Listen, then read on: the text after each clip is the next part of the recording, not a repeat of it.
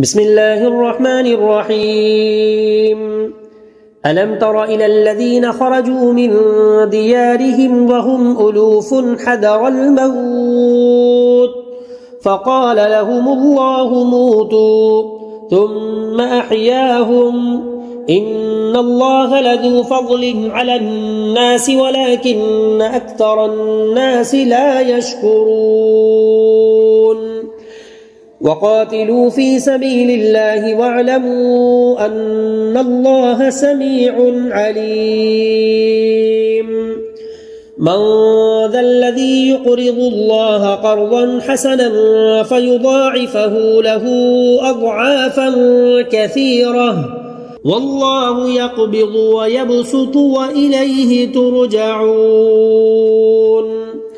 ألم تر إلى الملأ من بني إسرائيل من بعد موسى إذ قالوا لنبي له ابعث لنا ملكا نقاتل في سبيل الله قال هل عسيتم إن كتب عليكم القتال ألا تقاتلوا قالوا وما لنا ألا نقاتل في سبيل الله وقد أخرجنا من ديارنا وأبنائنا فلما كتب عليهم القتال تولوا إلا قليلا منهم والله عليم بالظالمين وقال لهم نبيهم إن الله قد بعث لكم طالوت ملكا